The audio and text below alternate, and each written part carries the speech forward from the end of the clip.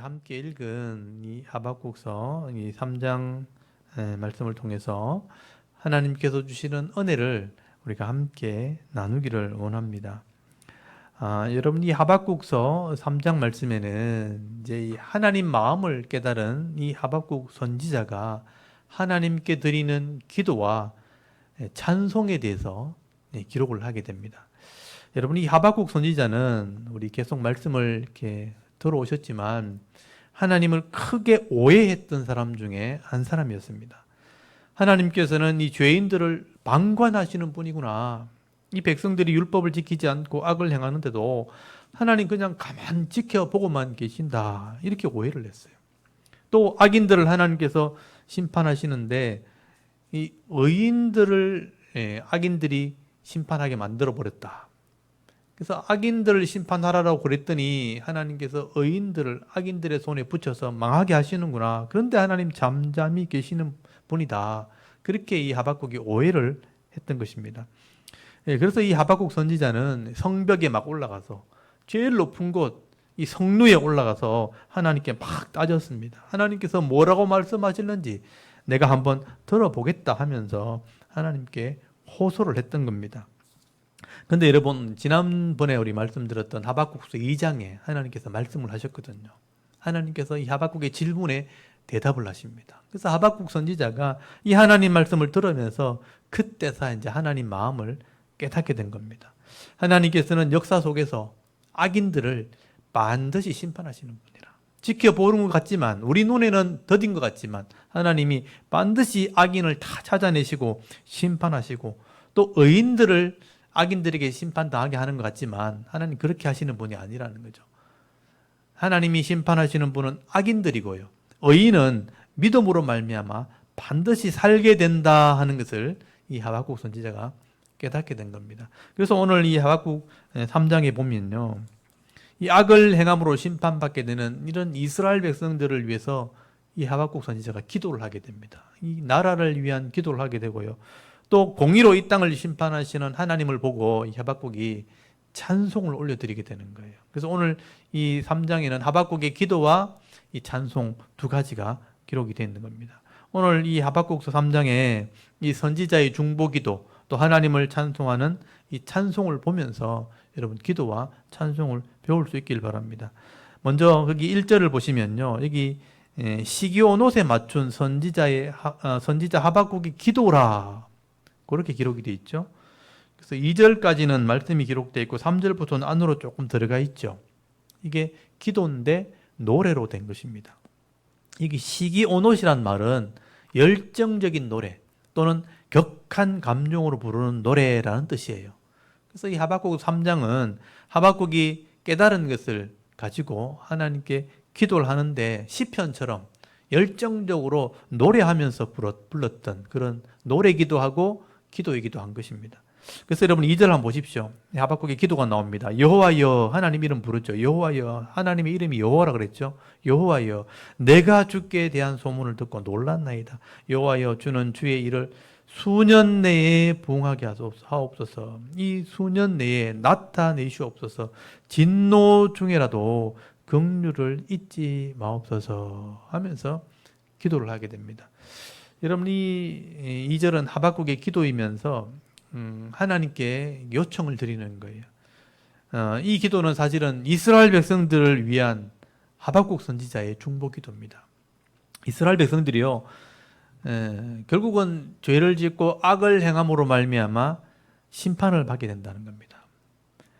그렇지만 이 심판을 받을지라도 하나님 이 백성을 긍휼히 여겨달라, 기회를 달라, 은혜를 베풀어 달라, 회복시켜 달라고 지금 기도하는 거예요. 그래서 2절 끝에 보시면요, 진노 중에라도 긍휼을 잊지 마옵소서, 그렇게 기도를 하는 것입니다.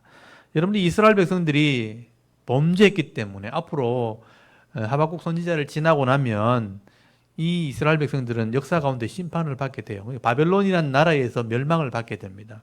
나라가 망하게 되고요, 70년 동안 포로 생활을 하게 되는 것입니다.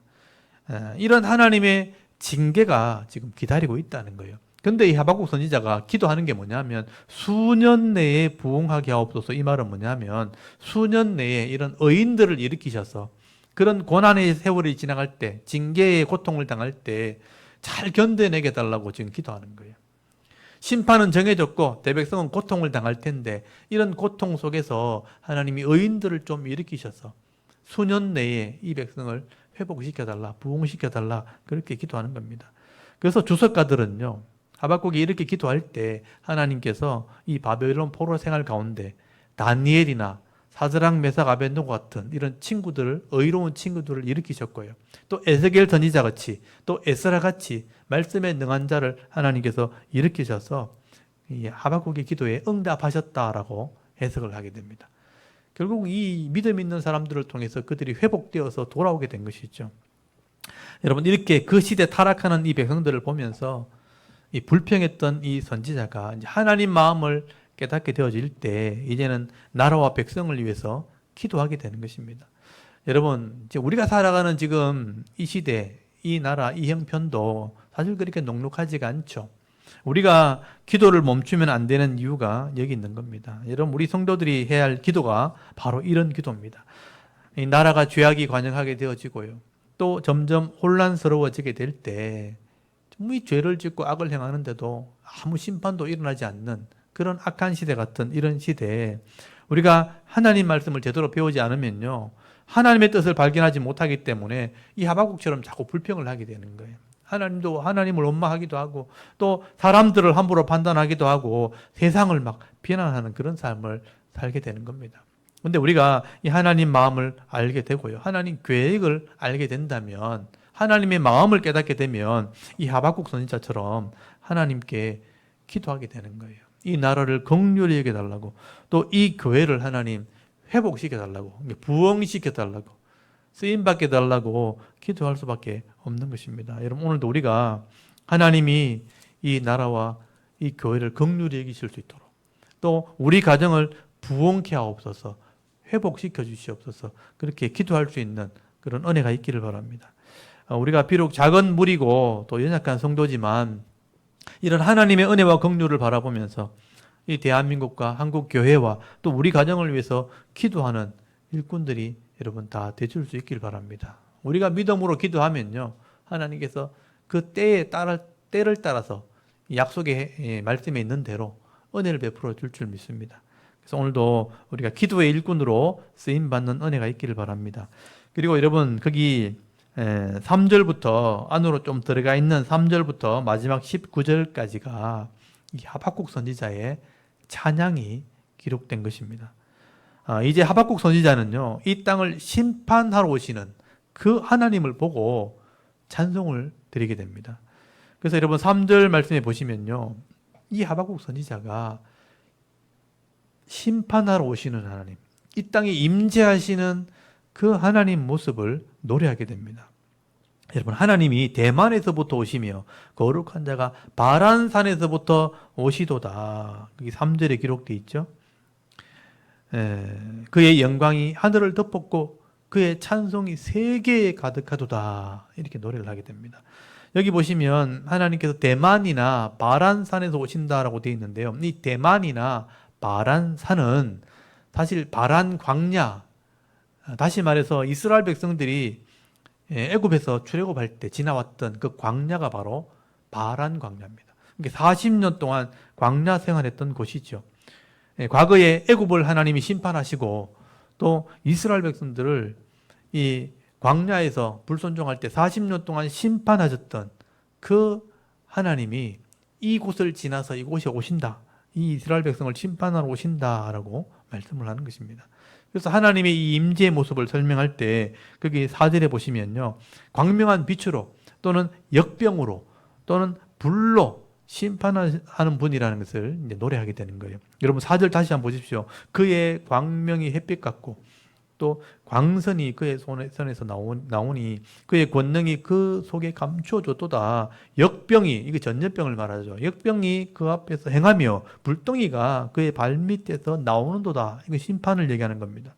그가 서신즉 땅이 진동하며 그가 보신즉 여러 나라가 전율하며 영원한 산이 무너지며 무궁한 작은 산이 엎드러지나니 그의 행하심이 예로부터 그러하시도다라고 노래를 하게 됩니다. 여러분, 이 모습이 뭐냐면 심판하러 오시는 그 하나님 모습을 설명하고 있는 것입니다. 그리고 7절부터 이 땅을 심판하시는 이 하나님 모습을요, 하박국 선지자가 직접 눈으로 봤다고 기록되어 있어요. 이렇게 과거에도 심판하신 하나님께서 지금도 심판하신다는 거죠. 지금도 이 땅에 있는 악인들을 심판하신다는 거예요. 우리 여러분 7절 한번 보시면요, 내가 본 적이라고 시작되잖아요. 하박국 선지자는요, 하나님께서 왜 악인들을 심판하지 않느냐고 막 따지다가 이렇게 하나님께서 죄인들을 심판하러 오시는 이 모습들을 직접 보게 된 겁니다. 내가 본 적 깜짝 놀라게 됩니다. 여러분 8절 한번 보십시오. 하나님이 어떻게 나타나시는가? 여호와여, 주께서 말을 타시며 구원의 병거를 모시오니 강들을 분이 여기심이니까, 강들을 노여하심이니까, 바다를 향하여 성내심이니까, 주께서 활을 꺼내시고 화살을 바로 쏘셨나이다. 주께서 강들로 땅을 쪼개셨나이다. 그렇게 말씀하죠. 여러분, 이 하박국 선지자는요, 하나님께서 세상을 심판하러 오시는 그 모습을 설명할 때 하나님이 전쟁하는 모습으로 지금 설명을 하고 있는 것입니다. 그래서 하나님이 말을 탔다고 돼 있죠. 말을 타시고, 병거라는 게 뭐냐면 전쟁에 나가는 마차예요. 하나님 병거를 타시면서 활을 쏘시는 거예요. 나중에 뒤에도 보시면 알겠지만 창을 막 던지시는 거예요. 하나님이 병거를 타고 활을 쏘시고 또 창을 던지는 모습으로 이 세상의 악한 나라들을 심판하시고, 또 심판으로 끝나는 게 아니고 그 속에 있는 의인들에게는요, 하나님이 구원하시는, 구원의 하나님을 보여주는 것입니다.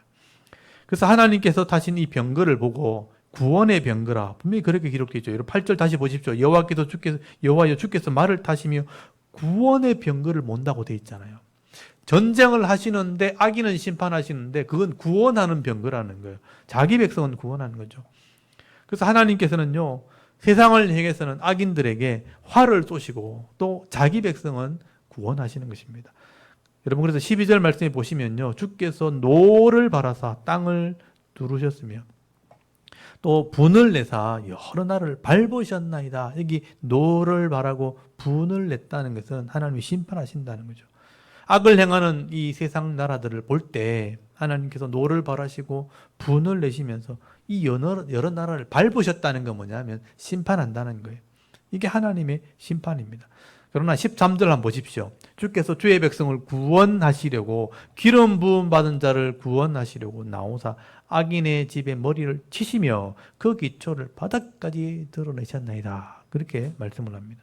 주의 백성, 또 기름 부음 받은 자, 이 기름 부음 받았다는 게 뭐냐면 구별했다는 뜻이에요. 기름을 부었다, 내 백성 되게 해서 구별했다, 이런 의미가 되는 거죠. 이 구별한 자들은 하나님 구원해내시고, 악인들의 집은 그 머리를 치시며 그 기초를 바닥에서부터 드러내버렸다. 결국은 심판하신다는 거죠. 그런데 이 하박국 선지자가 볼 때 이 악인의 심판이요, 너무 비참하게 그렇게 이루어진다는 거예요. 그래서 이 하박국 선지자는 그 심판하는 모습을 보면서 깜짝 놀라게 됩니다. 그래서 14절부터 15절까지가 하나님이 심판하시는 모습을 보고 놀란 이 하박국 선지자가 기록하는 거예요. 여러분 14절 한번 보십시오. 그들이 회오리 바람처럼 이르러 나를 흩으려 하며 가만히 가난한 자 삼키기를 즐거워하나 오직 주께서 그들의 전사의 머리를 그들의 창으로 찌르셨나이다. 창으로 머리를 찔러버린 거예요. 주께서 말을 타시고 바다 곧 큰 물의 파도를 밟으셨나이다. 발로 짓밟아 버린다는 거예요. 그렇게 말씀을 하게 됩니다. 하나님께서 이 의인들과 가난한 자를 삼키려고 하는 이런 악한 자의 머리는요, 창으로 그냥 꿰뚫어 버린 거예요. 머리에 창이 꿰뚫렸으니까 그 사람이 어떻게 되겠어요? 적사해 버리는 거죠. 그리고 말을 타고 그를 짓밟아 버리니까 마치 파도가 땅을 이렇게 삼키는 것처럼 그들을 삼켜버리니까 그 악인들이 막 작살이 났다는 거예요. 완전히 박살났다, 이렇게 설명을 하게 되는 것입니다. 여러분, 이 악인들의 심판이 너무 끔찍하다는 거예요. 우리가 이 영화나 드라마를 보게 되면요, 이 악한 사람들이 막 진짜 독하게 막 하다가 사람들 괴롭히다가 마지막 때 죽는 모습을 표현할 때 막 비참하게 죽는 모습을 영화에서 이렇게 하잖아요. 적나라하게 표현하지 않습니까? 이 악인들의 심판의 모습이 그렇다는 거예요. 하박국이 볼 때 너무 끔찍하고 너무 비참해서 눈으로 못 보겠다는 거예요.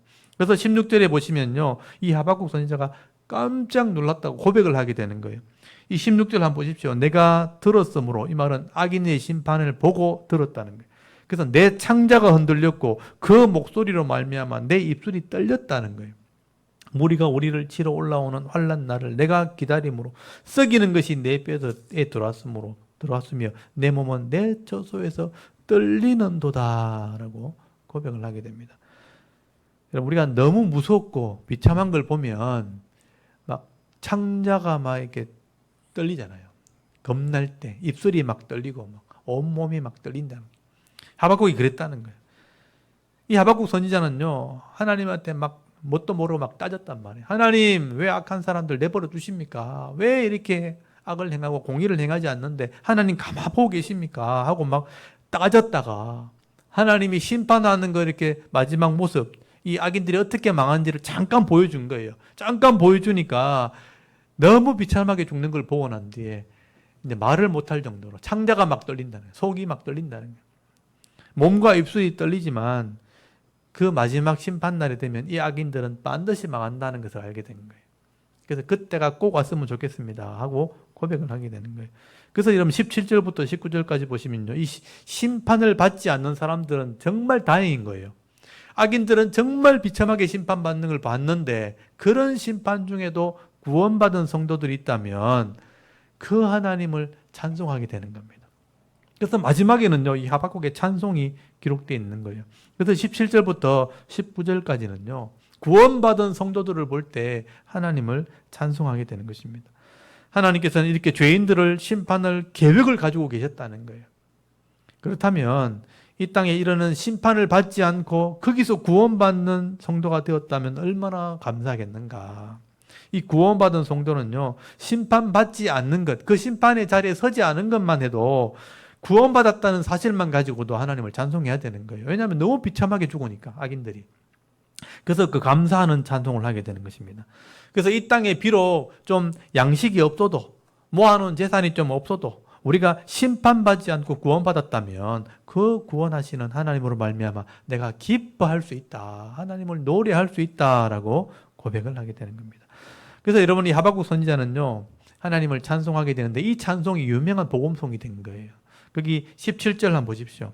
비록 무화과 나무가 무성하지 못하며 포도나무에 열매가 없으며 감람나무에 소출이 없으며 우리의 양이 없으며 외양간에 소가 없을지라도 나는 여호와로 말미암아 즐거워하며 나의 구원의 하나님으로 말미암아 기뻐하리로다. 주 여호와는 나의 힘이시라. 나의 발을 사슴과 같게 하사 나를 나의 높은 곳으로 다니게 하시리로다 하고 찬송을 하게 된 겁니다. 이 찬송 많이 들어보셨죠?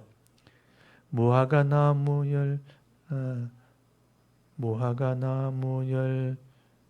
열매가 없으며 포도 열매가 없으며 이렇게인가요? 무화과 나무 잎이 마르고 포도 열매가 없으며 감람나무 열매 그렇게 나오는 찬양이 생각이 잘 안 나네요. 구원의 하나님으로 말미암아 내가 기뻐하리로다, 이런 찬송을 이제 복음송으로 만들게 된 것입니다. 여러분, 이 세상이 아무리 죄악이 가능하고 타락해도요, 하나님께서 그 속에 있는 의인들은 구원해내시는 거예요. 그리고 악인들은 비참하게 심판할 계획을 가지고 계신 거예요. 이 하박국은 그걸 본 겁니다. 그래서 더 이상 불평할 수가 없는 거예요. 저런 심판에서 구원받았다면 찬송해야지. 그래서 의인들은 믿음으로 반드시 살게 돼 있다, 그 고백을 하게 된 거예요. 그게 2장에 나오는 말씀이죠. 여러분, 거기 2장에 보시면요, 2장 4절에 나오잖아요. 보라, 그들의 마음은 교만하며 그 속에 정직하지 못하나 비록 연약한 사람이지만 의인은 그 믿음으로 말미암아 살리라. 이게 하나님의 말씀이에요. 우리는 비록 부족할지라도 믿음이 있다면 의인은 믿음으로 반드시 마지막 때 살게 되는 것이다. 우리가 이 땅에 있는 동안 하나님을 믿고 또 말씀을 믿고 끝까지 흔들리지 않는다면 그 믿음으로 말미암아 살게 되는 것입니다. 그래서 이 하박국의 찬양은요, 사실 마지막 때의 성도들이 드려야 할 그런 찬양이라고 할 수 있는 거죠. 마지막 때가 되면요, 무화과 나무가 좀 열매가 좀 없어도, 포도나무의 열매가 좀 없거나 또 외양간의 소나 양이 좀 없어도 그게 중요하지 않다는 거죠. 이 땅에 있는 게 좀 부족해도 죽음 앞에 딱 서 있다면 이번 집에 있는 물질, 이거는 그렇게 중요한 게 아니라는 거죠. 그건 그렇게 중요한 의미가 없다는 거죠. 내가 영원한 하나님 나라에 들어갈 수 있는가, 구원 받았는가, 또 천국의 백성이 되었는가, 그게 더 중요하다는 거죠. 마지막 심판대가 되면요, 내가 구원받는다, 그게 더 중요하지. 내가 가지고 있는 거 그게 중요하지 않다. 포도나무 열매나 감람나무 열매나 우리의 양이나 소나 이런 게 중요하지 않는 거죠. 그래서 구원받은 그 사실, 그 믿음으로 말미암아 내가 기뻐할 수 있다라고 말씀하게 되는 것입니다. 그래서 여러분의 하박국 선지자는요, 모든 성도들이 바른 믿음과 바른 신앙을 가지고 이 마지막 심판 날이 되었을 때 나를 구원하시는 이 하나님으로 말미암아 찬송하는 자가 되어야 할 것을 말씀을 하게 되는 것입니다. 여러분, 이 하박국 선지자는요, 세상의 악함을 보고 하나님께 불평을 하고 또 의인들이 악인에게 고난당하는 모습 보면서 하나님께 따졌지만, 하나님께서 우리의 생각보다 더 큰 생각과 또 더 큰 계획을 가지고 계신 분이라는 것을 깨닫게 되었을 때 하나님을 찬송할 수밖에 없었던 것입니다. 여러분, 하나님께서 이 세상에 있는 죄인들을 가려내시고 반드시 심판하시는 이 공의의 하나님이라는 것을 여러분 믿을 수 있길 바랍니다. 그리고 의인들은 그 믿음을 보시고 구원을 베풀어 주시는 이 구원의 하나님이라는 것을 여러분 분명히 깨달을 수 있기를 바랍니다. 그래서 이 하박국 선지자는요, 불평으로 시작했다가 사실은 구원의 하나님을 찬송하면서 끝이 나게 됩니다. 그러므로 이 글을 읽는 모든 성도들이요, 이렇게 의인이 되어서 하나님을 찬송하는 자가 되라고 지금 말씀을 기록해 놓은 것입니다. 여러분, 오늘도 우리가 이 시대에도 하나님께서 믿음 있는 사람들을 구원하시고 이 죄인들을 심판하시는 그 하나님이라고 우리가 기억을 하시고요, 또 그것을 지금 하나님이 기다리고 있는 거예요. 그 마지막 때가 되면 자기 백성을 구원하시고 이 악인을 심판하시려고 마지막 기회를 지금 주시면서 기다리고 있는 것입니다. 그래서 신약에 보시면요, 예수님께서 이 땅에 왜 오셨는가, 하나님께서 예수님을 이 땅에 보내실 때 왜 이 땅에 보내셨는가, 그 이유를 설명할 때 우리를 심판하려고 보낸 게 아니고 우리를 구원하려고 보냈다라고 기록을 해놨어요. 여러분, 요한복음 3장을 한번 찾아보십시오. 여러분, 신약성경에 있는 요한복음 3장 거기 17절 한번 보십시오. 원래 요한복음 3장 16절이 유명한 구절이거든요. 요한복음 3장 16절 기억해요? 하나님이 세상을 이렇게 들어봤죠? 그게 요한복음 3장 16절이에요.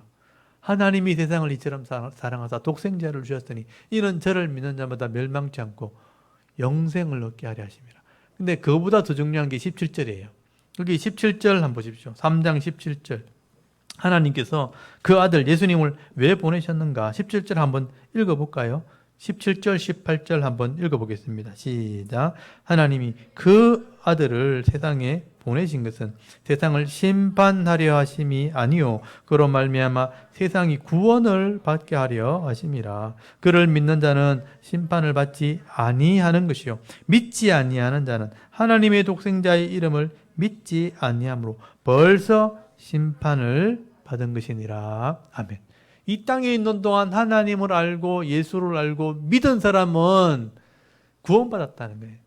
종말에 어차피 구원받을 거지만 이미 구원받은 거나 마찬가지죠. 근데 이 땅에 있으면서도 그 아들 독생자 이름 예수를 믿지 못한 사람이라면 살아있는 것 같지만 어차피 마지막에 심판받을 사람이에요.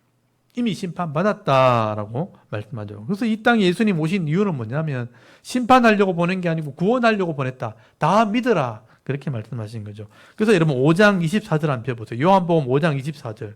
유명한 구절이죠. 여러분 요한복음 5장 24절 말씀 같이 한번 읽어볼까요? 믿은 사람은 어떻게 되는가? 24절 읽겠습니다. 시작. 내가 진실로 진실로 너희에게 이르노니 내 말을 듣고 또 나 보내신 이를 믿는 자는 영생을 얻었고 심판에 이르지 아니하나니 사망에서 생명으로 옮겼느니라. 아멘. 이미 사망에서 생명으로 옮겨졌다. 여기 보십시오. 진실로 진실로 이 말은 예수님이 강조할 때 하는 말이에요. 아멘, 아멘, 에고. 아멘, 아멘이 진실로, 진실로 이 말이거든요. 에고, 내가 말한다. 내가 진실로, 진실로 말하는데, 아멘, 아멘, 에고 해놔놓고, 내 말을 듣고 나 보내신 이 하나님을 믿는 자는 영생을 얻었고, 심판에 이르지 않아요. 심판 안 받는다는 거예요. 아까 하박국이 말했던 그 심판을 안 받아요. 그 끔찍한 심판을 안 받고, 사망에서 생명으로 옮겨졌다. 구원을 받게 되는 것이다. 이 믿음 있는 사람, 의인은 믿음으로 말미암아 살리라. 하박국이 말했죠. 그래서 이 믿음 있는 사람들은요, 심판을 받지 않고 영생을 얻게 되는 것입니다. 마지막 심판이 우리 앞에 남아있지만, 우리가 예수를 믿는 믿음 있는 사람들은요, 심판에 이르지 않습니다. 그래서 구원을 받게 되고 영생을 얻게 되어지는 것이죠. 오늘 저와 여러분이 그 믿음으로 오늘 이 하루를 사셔야 되는 거죠. 이 땅에 살아야 되는 거죠. 그러면 오늘도 우리가 이 하박국 선지자처럼 세상을 보면서 막 원망하고 불평하기보다 그렇게 하지 않을 필요가 없는 거예요. 그렇게 원망하고 불평하기보다 이 나라 이 민족을 위해서 기도해야 되는 거죠. 하박국처럼 긍휼히 여겨달라고, 부흥시켜달라고, 회복시켜달라고. 이 부흥이 뭐냐면 회복되는 걸 얘기하는 거예요. 이 백성이 회복되게 해달라고, 우리 가정이 회복되게 해달라고, 우리 교회가 회복되게 해달라고. 이게 성도가 해야 될 기도입니다. 그렇게 기도하면서 나를 구원하시는 그 하나님으로 말미암아 찬송하며 살아가야 되는 거예요. 우리가 믿음으로 구원받았기 때문에. 그래서 남은 생에는 우리를 구원하시는 그 하나님으로 말미암아 또 우리가 찬송하면서 살아갈 수 있는 저와 여러분의 이런 영적인 삶의 모습이 되실 수 있기를 주의 이름으로 축원합니다. 아멘. 우리 잠깐 기도드리겠습니다. 하나님, 오늘도 수요 예배 시간에 이 하박국 선지자의 이 말씀을 묵상합니다.